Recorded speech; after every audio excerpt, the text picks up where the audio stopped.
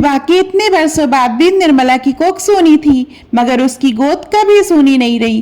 तीनों देवरों के सारे बच्चे निर्मला को अपनी बड़ी माँ मानते थे और जन्म देने वाली माँ को दूसरी। पूरे परिवार के बच्चों की वह बड़ी माँ थी।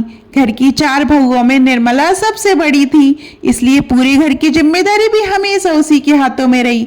अपनी सास के गुजर जाने के बाद से ही उसने पूरे परिवार को संभाल रखा था।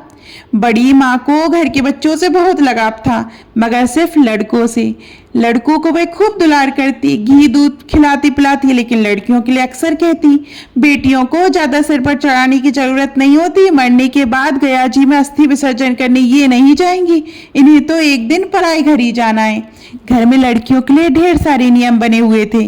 अंधेरा होने के बाद बाहर जाना मना था। कहीं जाना हो तो माँ या भाई के साथ जाओ। किसी लड़के से बात करने पर सख्त रोक थी, जबकि लड़कों के लिए कोई पाबंदी नहीं थी। उनके तो 7 खून भी माफ थे। अगर भी खाना थाली में छोड़ देते तो उसमें भी गलती लड़कियों की ही निकाली जाती।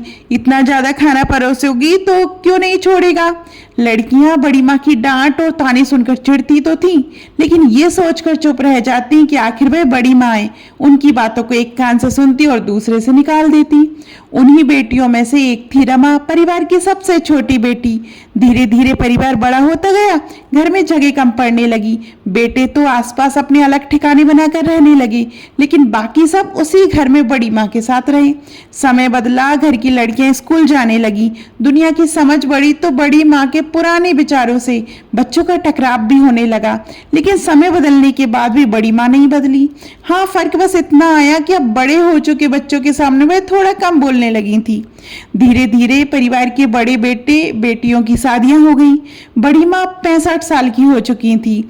बेटे बहुओं को देखकर उनकी खुशी का ठिकाना नहीं रहता था। वह सबको खूब आशीर्वाद देती और मनी मन खुश होती। अब परिवार की सबसे छोटी बेटी रमा का रिश्ता भी तय हो चुका था। रमा की शादी का दिन आ गया। सुबह से ही घर में तैयारियां चल रही थी। बड़ी माँ नई बहुओं को शादी की रस्में समझा समझा कर करवाती जा रही थी।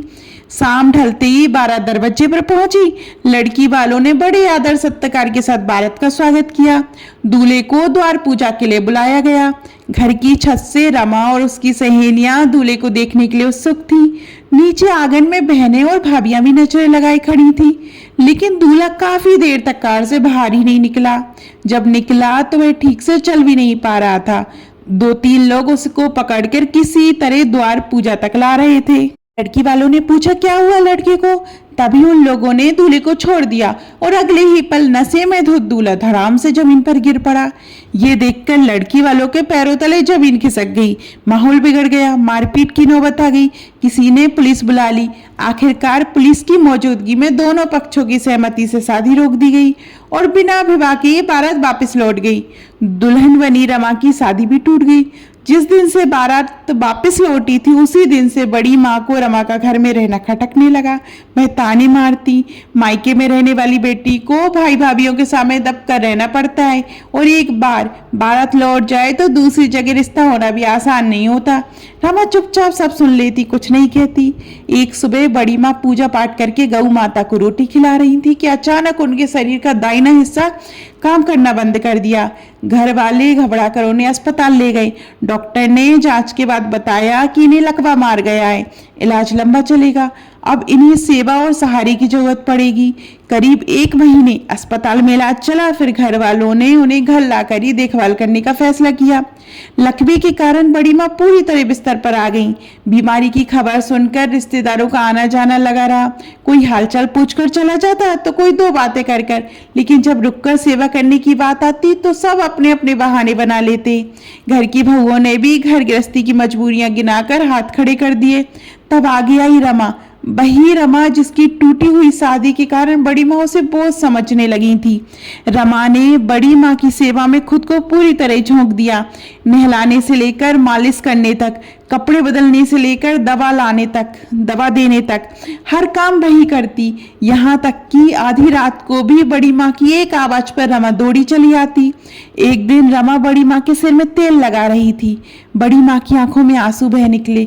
रोते हुए उन्होंने रमा का हाथ पकड़ लिया और कहा, मुझे माफ कर देना बिटिया, मैं बहुत गलत थी।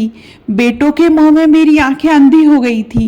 इतने सालों तक समझ ही नहीं पाई कि स्वर्ग गया जी में नहीं होता, स्वर्ग तो यहीं होता है बेटियों के पास। अगर आपको ये कहानी पसंद आई हो तो इसे अपने दोस्तों और परिवार के साथ जरूर शेयर कीजिए और हमारे पेज को फॉलो कीजिए। धन्यवाद।